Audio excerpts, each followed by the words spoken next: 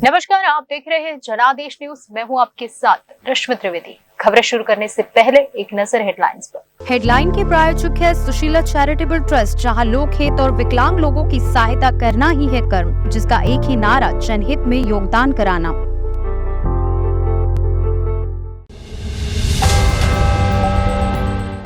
India गठबंधन की बैठक में सीएम नीतीश कुमार के हाथ कुछ न लग पाया। जानेंगे कि कैसे हो गया बिहार सीएम के साथ बड़ा खेल। अशोक गहलोत नेशनल टीम में शामिल, राजस्थान में कांग्रेस युवा चेहरों को दे सकती है मौका, प्रदेशाध्यक्ष भी बदला जाएगा। समृद्धि महामार्ग पर सफर संग लीजिए क्रिकेट का मजा, भिवंडी के करीब बनेगा इंटरनेशनल क्रिकेट स्टेडियम। मणिपुर में ताजा झड़प के बाद 5 दिन के लिए इंटरनेट बंद, चूड़ाचांदपुर में 18 फरवरी तक धारा 144। बीजेपी ने ऐसा कौन सा काम शुरू कर दिया कि अपने ही सांसदों की अटक गई है सांसें। अब खबरें विस्तार से। याद कीजिए कुछ महीने पहले का वक्त जब नीतीश कुमार विपक्षी एकता की गोलबंदी के लिए निकले थे। वो कोलकाता गए थे, साथ में तेजस्वी यादव भी थे। मुलाकात ममता बनर्जी से हुई थी। ये चर्चा भी थी कि महागठबंधन की सरकार बनने से पहले लालू ने नीतीश को बड़ा आश्वासन दिया था। खैर, ममता ने नीतीश को कहा कि आप विपक्षी एकता की बैठक पटना में कराइए। नीतीश लालू और ममता की एक बात पर आगे आ गए, लेकिन अब वो इन्हीं दोनों के चलते सबसे पीछे आ खड़े हुए। इंडिया गठबंधन की चौथी बैठक में अगर किसी की उम्मीद का किला भरभरा कर गिरता दिख रहा था तो वो थे नीतीश कुमार। याद कीजिए कि ममता बनर्जी ने ही उन्हें कोलकाता में विपक्षी एकता का नायक बनने को कहा था। आखिर में न तो संयोजक के पद पर बिठाए गए और न ही यहाँ सीट शेयरिंग जैसे महत्वपूर्ण मसलों पर किसी निष्कर्ष पर पहुंचा जा सका। इंडिया गठबंधन के रणनीतिकारों ने कॉमन मिनिमम प्रोग्राम को भी इस बैठक में तवज्जो नहीं दी। हुआ बस इतना कि एक सोची समझी रणनीति के तहत इस गठबंधन के सूत्रधार बिहार के मुख्यमंत्री नीतीश कुमार को अलग थलग कर दिया गया। नरेंद्र मोदी के विरुद्ध कांग्रेस के अध्यक्ष मल्लिकार्जुन खड़गे का नाम प्रस्तावित कराकर इतना तो साफ कर दिया गया है कि अब इंडिया गठबंधन की रेल का ड्राइवर कांग्रेस का ही होगा। हमें तो अपनों ने लूटा कैरों में कहा दम था, मेरी कश्ती वहां डूबी जहां पानी कम था। इस मशहूर शेर में नीतीश कुमार को अलग थलग करने की कहानी जफ्त है। इंडिया गठबंधन के सूत्रधार और राजनीति में चौंकाने के एक्सपर्ट माने जाने वाले नीतीश कुमार की मेहनत पर पानी फेरने की शुरुआत तो उसी दिन हो गई थी जब राहुल गांधी को लालू प्रसाद ने दूल्हा करार दे दिया और कह डाला कि हम सब बाराती हैं। बस यही पर नीतीश कुमार गच्चा खा गए। बाकी बचा खेल पश्चिम बंगाल की मुख्यमंत्री ममता बनर्जी खेल गई। इसमें दिल्ली के मुख्यमंत्री अरविंद केजरीवाल ने भी खूब साथ दिया। ये अलग बात है कि कांग्रेस अध्यक्ष मल्लिकार्जुन खड़गे ने साफ किया कि लोकसभा चुनाव परिणाम के बाद पीएम पद के योग्य उम्मीदवार पर सभी दल मिलकर फैसला करेंगे। हालांकि मुख्यमंत्री नीतीश कुमार को आने वाली स्थिति का अभ्यास था। यही वजह थी कि एक तय रणनीति के तहत जेडीयू के भीतर नीतीश कुमार को पीएम बनाने को लेकर थोड़े थोड़े समय पर प्रोजेक्ट किया जाता रहा। जेडीयू के मुख्य प्रवक्ता सी त्यागी ने तो यहाँ तक कह डाला कि इंडिया गठबंधन में इस बात पर विचार करना चाहिए था कि नीतीश कुमार पीएम के उम्मीदवार के रूप में कितने स्वीकार्य है। नीतीश कुमार में बहुत सारे गुण हैं जो किसी भी पीएम में होने चाहिए। राज्य के वित्त मंत्री विजय चौधरी ने भी बगैर नाम लिए इशारे में नीतीश कुमार को पीएम उम्मीदवार बताया। इसी तरह से बिहार के भवन निर्माण मंत्री अशोक चौधरी ने भी कहा कि नीतीश में वे सारे गुण हैं जो एक पीएम में होने चाहिए। कहा जाता है कि नीतीश कुमार को पीएम बनाने के लिए उनके रणनीतिकार ने कांग्रेस नेताओं को भी अपने प्रभाव में ले लिया। हाल ये हो गया है कि कांग्रेस के 2 विधायकों ने नीतीश को पीएम पद के उम्मीदवारों में शामिल कर दिया। बक्सर से कांग्रेस विधायक सुनील तिवारी और मुन्ना तिवारी ने कहा है कि मुख्यमंत्री नीतीश कुमार इंडिया गठबंधन का नेतृत्व करेंगे तो ज्यादा बेहतर परिणाम आएगा। नवादा जिले के हिसुआ के कांग्रेस की विधायक नीतू सिंह ने कहा कि पार्टी को बिहार के मुख्यमंत्री नीतीश कुमार के नेतृत्व में 2024 का लोकसभा चुनाव लड़ना चाहिए। मेरा तो विश्वास है कि कांग्रेस को बड़ा 19 दलित दिखाना चाहिए और इंडिया गठबंधन का नेतृत्व तो नीतीश कुमार को सौंप देना चाहिए। कांग्रेस के आह्वान पर इंडिया गठबंधन की चौथी बैठक के 3 जनता दल यूनाइटेड के विधायक धीरेन्द्र प्रताप सिंह ने बिहार के मुख्यमंत्री नीतीश कुमार को प्रधानमंत्री उम्मीदवार बनाने की मांग की। उन्होंने कहा कि इंडिया गठबंधन में सिर्फ नीतीश कुमार ही स्वच्छ छवि वाले नेता है, उनकी ही छवि ईमानदार नेता वाली है। इसी दिन पोस्टरबाजी भी शुरू हुई। राजनीतिक विशेषज्ञ ओम प्रकाश अश्क भी माने तो वो जेडीयू के भीतर वही होता है जो नीतीश की मर्जी होती है। ये भी तय होता है कि जो उनकी मर्जी के खिलाफ जाता है उसका पार्टी से बाहर जाना तय है। ऐसे में नीतीश कह रहे थे कि उनके मन में किसी पद की लालसा नहीं है, लेकिन उनके नेता बार बार उनके लिए पीएम उम्मीदवारी की मांग कर रहे हैं। अगर नीतीश की मर्जी नहीं होती तो इन नेताओं पर कार्रवाई तय थी, लेकिन ऐसा नहीं हुआ। राजस्थान के पूर्व मुख्यमंत्री अशोक गहलोत को कांग्रेस की नेशनल टीम में शामिल कर लिया गया है। चुनाव हारने के बाद अब उनके पद को लेकर काफी कयास लगाए गए थे, लेकिन इन पर अब विराम लग गया है। इसी के साथ राजस्थान का नेतृत्व अब कांग्रेस पार्टी युवाओं को सौंप सकती है। प्रदेशाध्यक्ष को बदलने की भी पार्टी में संभावनाएं बन रही है। कांग्रेस के राष्ट्रीय नेतृत्व ने राजस्थान के पूर्व मुख्यमंत्री अशोक गहलोत को नेशनल अलायंस कमेटी का सदस्य बनाया है। यानी गहलोत अब कांग्रेस के केंद्रीय संगठन में रहते हुए राष्ट्रीय स्तर पर सक्रिय रहेंगे। कांग्रेस सहित अन्य विपक्षी दल ने मिलकर इंडिया का गठन किया है ताकि वर्ष 2024 में होने वाले आम चुनाव में भाजपा और एनडीए के खिलाफ मजबूती से चुनावी मैदान में उतर सके। अखिल भारतीय कांग्रेस कमेटी ने मंगलवार को 5 सदस्यीय नेशनल अलायंस कमेटी बनाई, जिसमें मुकुल वासनिक, अशोक गहलोत, भूपेश बघेल, सलमान खुर्शीद और मोहन प्रकाश को शामिल किया गया। मुकुल वासनिक को समिति का संयोजक भी बनाया गया। अशोक गहलोत के केंद्रीय टीम में शामिल होने से सियासी गलियारों में नई चर्चाएं छिड़ गई है। राजनीतिक जानकारों का कहना है कि गहलोत अब केंद्र में ही सक्रिय रहेंगे। ऐसे में प्रदेश में अब युवा नेतृत्व को मौका मिल सकता है। राहुल गांधी पूर्व में ही कई बार युवाओं को अवसर देने की पैरवी कर चुके हैं। कांग्रेस के कुछ सीनियर विधायकों ने भी विधानसभा चुनाव के ठीक पहले युवाओं को अवसर देने की मांग कराते हुए टिकट नहीं लेने की बात कही थी।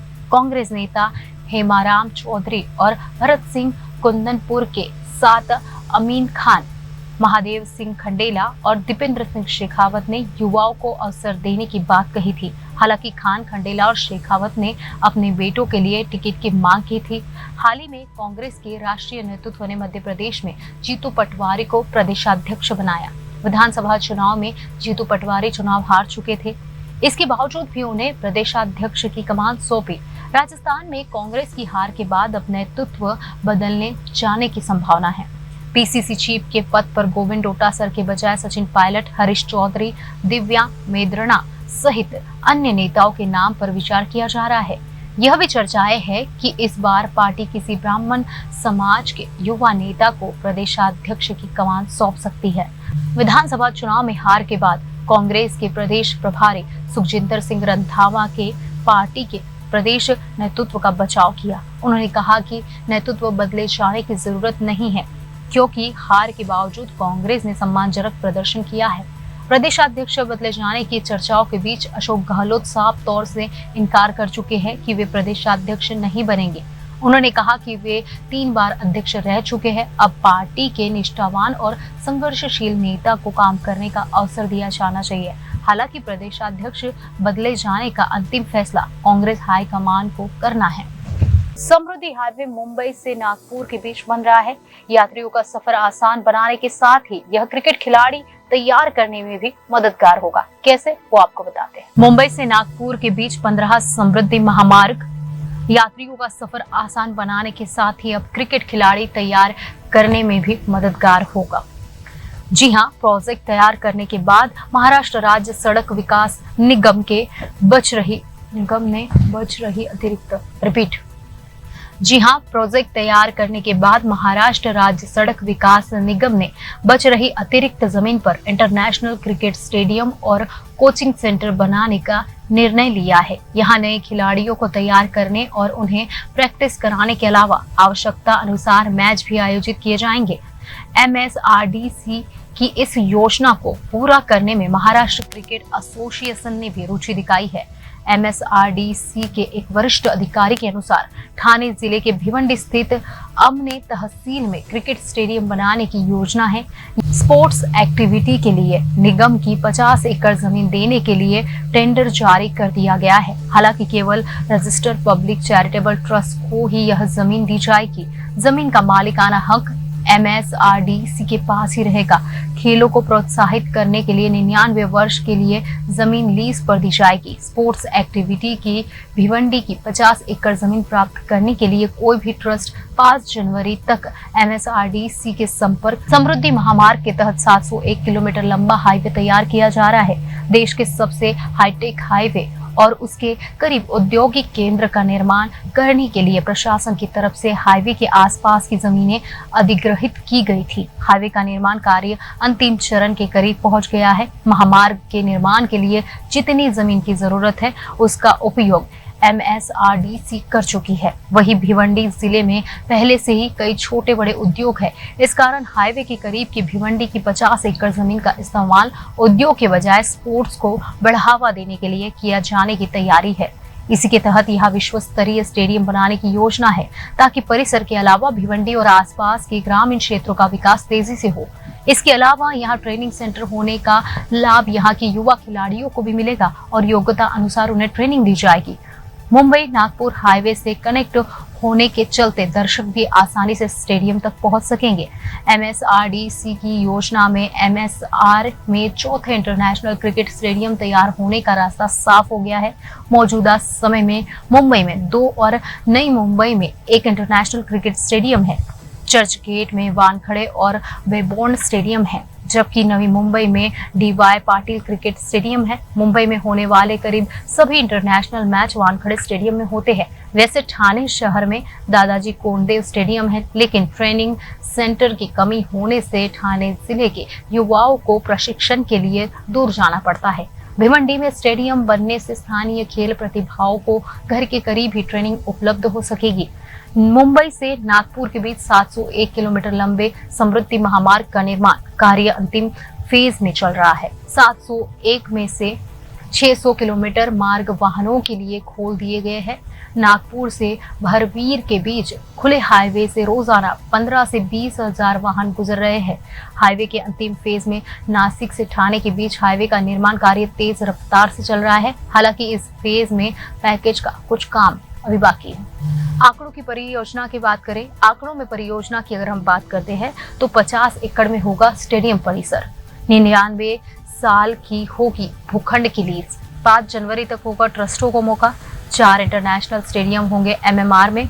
701 किलोमीटर लंबा होगा समृद्ध महामार्ग और 600 किलोमीटर मार्ग वाहनों के लिए खोला गया। 15 से 20 हजार वाहन रोजाना गुजर रहे तो वही 2024 में पूरा खुल जाएगा। समृद्धि महामार्ग अब तक पूरा नहीं हो पाया है, जिससे समृद्धि महामार्ग पूरी तरह 2024 में ही शुरू हो पाएगा। मणिपुर सरकार ने सोमवार रात चूराचांदपुर जिले में एक गांव में 2 छात्र समूह के सदस्यों के बीच झड़प के बाद 5 दिनों के लिए मोबाइल डेटा एक्सेस बंद कर दिया है। इसके साथ ही 2 महीने के लिए धारा 144 लगा दी। मणिपुर में हिंसा की घटनाएं कम होने का नाम नहीं ले रही। चूराचांदपुर जिले में सोमवार देर रात को 2 छात्र समूहों के बीच हिंसक झड़प हुई। इसके बाद मणिपुर सरकार ने जिले में 5 दिनों के लिए मोबाइल इंटरनेट बंद कर दिया है। इसके अलावा 2 महीने के लिए जिले में सभाओं पर प्रतिबंध लगा दिया गया है। उधर हिंसक झड़प में कई नागरिक घायल हो गए हैं। वही CRPC की धारा CRCP की धारा 144 के तहत प्रतिबंध भी लगाए गए हैं, जो कि राज्य में चल रहे संघर्ष के 87 आदिवासी पीड़ितों को चूराचांदपुर शहर में बुधवार को सामूहिक दफन से पहले लगाया गया। मणिपुर में सोमवार को हुई छीट-फूट हिंसा के बाद चूराचांदपुर जिले में 2 महीने के लिए धारा 144 लागू की गई। जिला मजिस्ट्रेट के आदेश में कहा गया कि लोगों के 2 समूहों के बीच टकराव के कारण शांति भंग होने की आशंका अब भी है। स्थिति अभी तनावपूर्ण है। निषेधाज्ञा आदेश सोमवार को लागू किया गया, जो 18 फरवरी 2024 तक लागू रहेगा। इसके तहत 5 या उससे अधिक लोगों ने इकट्ठा होने और हथियार रखने पर मनाही है। CBI के डायरेक्टर प्रवीण सूद मणिपुर में हुई जातीय हिंसा से जुड़े मामलों की जांच का जायजा लेने के लिए इम्फाल पहुंचे। एजेंसी ने हिंसा के 27 मामले अपने हाथों में लिए हैं। सूद सीबीआई के पहले प्रमुख है, जिन्होंने मई में कार्यभार संभालने के बाद अब तक एजेंसी की लगभग सभी इकाइयों का दौरा किया। अब सोमवार शाम 5 बजे गुवाहाटी से इम्फाल हवाई अड्डा वो पहुंचे। राज्य के डीजीपी राजेश सिंह से राज्य के मौजूदा हालात को लेकर बातचीत की। दरअसल मणिपुर में अनुसूचित जनजाति यानी एसटी का दर्जा देने की मैतेई समुदाय की मांग के विरोध में पर्वतीय जिलों में 3 मई को आयोजित आदिवासी एकजुटता मार्च के बाद जातीय हिंसा भड़क गई थी। इसमें अब तक 180 लोगों की मौत हो चुकी है। भारतीय जनता पार्टी यानी भाजपा ने प्रधानमंत्री नरेंद्र मोदी के नमो ऐप के माध्यम से जनमन सर्वेक्षण शुरू किया है। इस सर्वेक्षण का उद्देश्य लोकसभा सांसदों के प्रदर्शन का मूल्यांकन करना है। इस सर्वे का रिजल्ट अगले लोकसभा चुनाव में कई मौजूदा सीटों का टिकट कटवा सकता है। भारतीय जनता पार्टी यानी भाजपा ने ऐसा काम शुरू कर दिया है जिससे उसके अपने ही लोकसभा सांसदों की सांसें अटक गई है। सांसदों को सांसद में डालने का सबब एक सर्वे बना है जो प्रधानमंत्री नरेंद्र मोदी के नमो ऐप के माध्यम से शुरू हुआ है। नमो ऐप के जनमन सर्वेक्षण में लोकसभा सांसदों के प्रदर्शन के बारे में जनता से सीधा फीडबैक मांगा गया है। सर्वे का रिजल्ट आने पर कई सांसदों के टिकट कट सकते हैं। सर्वे का उद्देश्य 3 मापदंडों के आधार पर मौजूदा सांसदों का मूल्यांकन करना है। पहला, पहुंच और दृश्यता, दूसरा, प्रदर्शन से संतुष्टि और तीसरा, लोकप्रियता का स्तर। सर्वे में हिस्सा लेने वालों को अर्थव्यवस्था, राष्ट्रीय सुरक्षा, भविष्य के प्रति उम्मीद, भारत की वैश्विक स्थिति, बुनियादी ढांचे के विकास, सस्ती स्वास्थ्य सेवा और रोजगार के अवसरों सहित विभिन्न मुद्दों पर मोदी सरकार के प्रदर्शन को रेट करने के लिए कहा गया है। फीडबैक को खराब से लेकर उत्कृष्ट तक के पैमाने पर रेट किया जाएगा। बीजेपी ने 5 साल पहले सर्वे का यह प्रयोग शुरू किया था। इस सर्वे से निश्चित रूप से बड़ी संख्या में सांसदों को गहरी चिंता में डाल दिया है। खास बात यह है कि बीजेपी ने अभी राजस्थान, मध्य प्रदेश और छत्तीसगढ़ में पुरानी पीढ़ी को नए नेताओं के साथ अपडेट कर दिया है। खासकर मध्य प्रदेश में 18 साल के बीजेपी शासन के बाद भी पार्टी को जीत दिलाने वाले शिवराज सिंह चौहान से मुख्यमंत्री की कुर्सी छीनने का कड़ा संदेश मिला है। भाजपा के सूत्रों ने पुष्टि की है कि इस सर्वे का उद्देश्य संभावित उम्मीदवारों के जखीरे का विस्तार करना है और उनकी जीतने की क्षमता का आकलन करना है। सर्वेक्षण उत्तरदाताओं को स्वच्छ भारत, पीएम गरीब कल्याण योजना, आयुष्मान भारत, कम आयकर स्लैब, वंदे भारत, नमो भारत, मेट्रो, जन औषधि केंद्र और डिजिटल इंडिया जैसे विभिन्न पहलों पर अपनी राय व्यक्त करने की भी अनुमति देता है। उनसे ये भी पूछा जाता है कि क्या उन्हें व्यक्तिगत रूप से इन पहलों से लाभ हुआ है। प्रधानमंत्री मोदी ने हमेशा टेक्नोलॉजी के उपयोग को बढ़ावा दिया है और नमो ऐप इस बात का एक प्रमुख उदाहरण है कि वो नागरिकों के साथ सीधे कैसे जुड़ते हैं। भाजपा के एक पदाधिकारी ने कहा है कि नमो ऐप ने खुद को एक ऐसे प्लेटफॉर्म के रूप में स्थापित किया है जहां पीएम मोदी भारत की विकास यात्रा के बारे में सार्थक चर्चाओं में सीधे नागरिकों से जुड़ते हैं। बीजेपी पदाधिकारियों ने कहा कि भाजपा के अतीत पर गौर करेंगे तो पता चलेगा कि यह ऐसी पार्टी है जो लोगों के साथ हमेशा संपर्क साधती रहती है और उनकी जरूरतों को समझती है। पार्टी का मानना है कि राज्य चुनाव और आम चुनाव में उसकी सफलता लोगों से जुड़ने और उनकी आकांक्षाओं को पूरा करने उसके निरंतर प्रयास का प्रमाण है। कुछ समय पहले ही इजराइल और ताइवान ने भारत से कामगार मांगे थे। इजरायली सरकार ने भारत से 1 लाख कामगारों की मांग की थी। इसके कुछ दिन बाद ही ताइवान की ओर से भी 1 लाख भारतीय श्रमिकों की मांग की गई। दोनों ही देशों के साथ श्रमिकों को भेजने के समझौते पर उच्च स्तर पर बातचीत चल रही है। इजराइल, ताइवान के बाद अब ग्रीस में भी भारतीय मजदूर जाएंगे। भारत के करीब 10,000 कर्मचारियों को ग्रीस में काम करने का मौका मिलने जा रहा है। दोनों देश इस समझौते पर काम कर रहे हैं। ग्रीस ने अपने देश में कर्मचारियों की कमी को पूरी करने के लिए भारत, जॉर्जिया और मोल्दोवा से लोगों को लाने का फैसला किया है। इस पर उनकी तीनों देश से बातचीत चल रही है ताकि कानून ढंग से कामगारों को लाया जा सके। आर्थिक तंगी से जूझ रहे पाकिस्तान ने भी ग्रीस से संपर्क की कोशिश की थी। ग्रीस के माइग्रेशन मंत्रालय की ओर से हाल ही में यह घोषणा की गई थी कि भारत से कामगार लाने का समझौता लगभग तय हो चुका है। ग्रीस के प्रधानमंत्री क्यारिकोस अगले साल भारत दौरे के दौरान अपने भारतीय समकक्ष नरेंद्र मोदी के साथ बैठक के दौरान इस समझौते पर हस्ताक्षर करेंगे, जिसके बाद बाकी औपचारिकताएं पूरी करते हुए भारत से कामगारों को ग्रीस लाने का काम शुरू हो जाएगा। ग्रीस के माइग्रेशन मिनिस्टर कैरिडीस ने कहा है कि उन्होंने कामगारों को लाने की योजना बनाई है। उसमें भारत, जॉर्जिया और मोल्दोवा से 5,000 से लेकर 10,000 श्रमिकों को लाने की अनुमति दी जाएगी।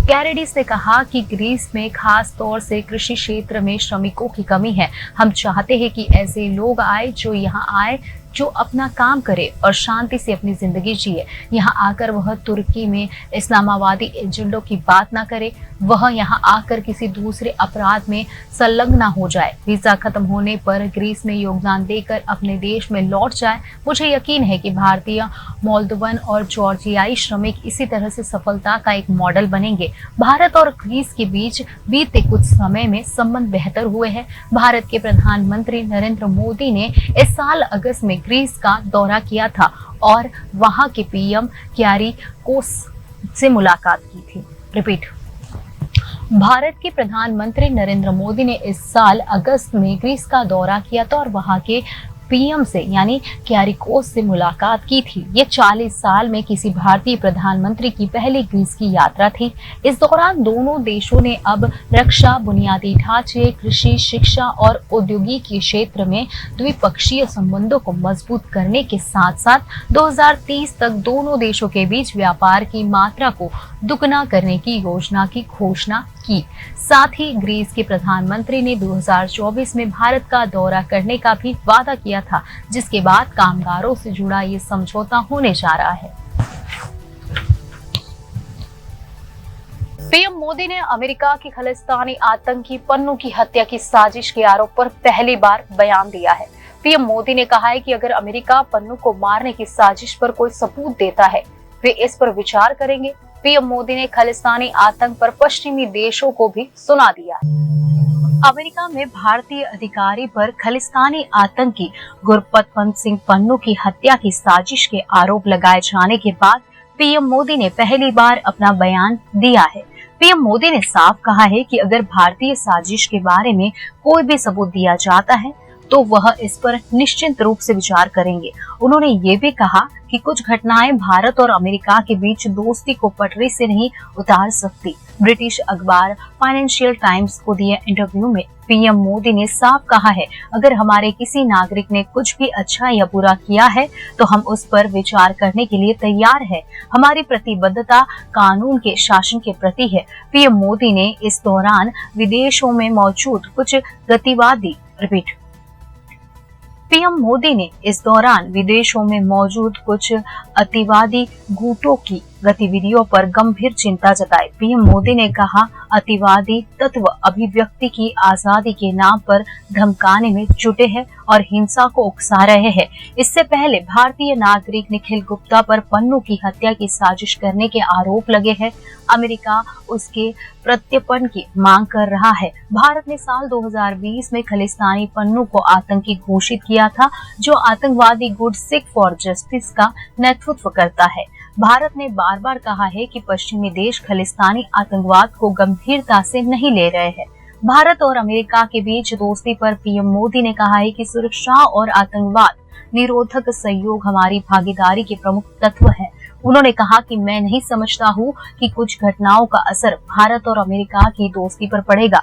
पीएम मोदी ने कहा कि मैं नहीं समझता हूँ कि यह उचित होगा कि कुछ घटनाओं को दो देशों के बीच राजनयिक संबंधों से जोड़ा जाए। पन्नू की हत्या की कथित साजिश पर बाइडेन ने चिंता जताने के बाद पीएम मोदी ने कहा कि दोनों ही देशों की ओर से आपसी रिश्ते को मजबूत करने के लिए पुरजोर समर्थन है। यह एक परिपक्व और स्थिर भागीदारी का संकेत है। बता दें कि बीते दिनों पीएम मोदी राजकीय यात्रा पर अमेरिका गए थे और बाइडेन ने उनका जोरदार स्वागत किया था। इसके बाद बाइडेन G20 शिखर सम्मेलन में हिस्सा लेने के लिए भारत आए। अमेरिका और भारत दोनों ही उच्च तकनीक से लेकर रक्षा तक के क्षेत्रों में सहयोग बढ़ाने पर सहमत हुए हैं। इससे पहले कनाडा के पीएम जस्टिन ट्रूडो ने भी भारतीय खुफिया एजेंडों पर एक अन्य खालिस्तानी आतंकी हरदीप सिंह निज्जर की हत्या का आरोप लगाया था। कनाडा के पीएम भारत के बार बार सबूत मांगने के बाद भी आज तक कुछ ठोस नहीं दे सके हैं। राम जी की नगरी अयोध्या में एयर इंडिया की भी पहुंच होने वाली है। एयर इंडिया एक्सप्रेस ने अयोध्या से दिल्ली की सीधी उड़ान शुरू करने की घोषणा की है। इसी के साथ अयोध्या वासियों को भी वहीं से बड़े बड़े शहरों की वन स्टॉप कनेक्टिविटी मिल जाएगी। टाटा ग्रुप की कंपनी एयर इंडिया एक्सप्रेस का अयोध्या से नाता जुड़ने वाला है। इस एविएशन कंपनी ने अगले सप्ताह बुधवार को 30 दिसंबर से अयोध्या अंतर्राष्ट्रीय हवाई अड्डे से सेवाएं शुरू करने की घोषणा की है। इसी के साथ अयोध्या से लोग इस सेवा के जरिए बेंगलुरु, भुवनेश्वर, कोची, गुवाहाटी, गोवा जैसे शहरों की वन स्टॉप फ्लाइट मिल जाएगी। एयर इंडिया एक्सप्रेस की तरफ से आज यहां जारी एक बयान के मुताबिक शुरुआती दिन की उड़ान 30 दिसंबर 2023 को होगी। उस दिन सुबह 11 बजे दिल्ली से फ्लाइट उड़ेगी और 12:20 पे अयोध्या में उतरेगी। अयोध्या से उड़ान दोपहर 12:50 पे होगी और दिल्ली के लिए प्रस्थान करेगी और 14:10 यानी 2:10 को वो पहुंचेगी। 16 जनवरी 2024 से शुरू होने वाली फ्लाइट शेड्यूल में एयर इंडिया एक्सप्रेस की फ्लाइट हर रोज दिल्ली से सुबह 10 बजे उड़कर 11:20 पर अयोध्या पहुंच जाएगी।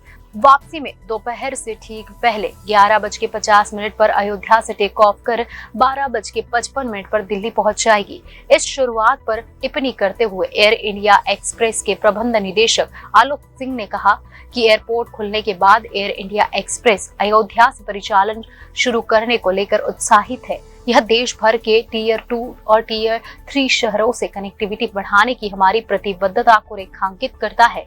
हम अयोध्या के अपेक्षित विकास को लेकर उत्साहित हैं, निकट और दूर से तीर्थयात्रियों और यात्रियों को आकर्षित कर रहे हैं और इस रोमांचक विकास की कहानी का हिस्सा होने पर हमें गर्व महसूस करते हैं।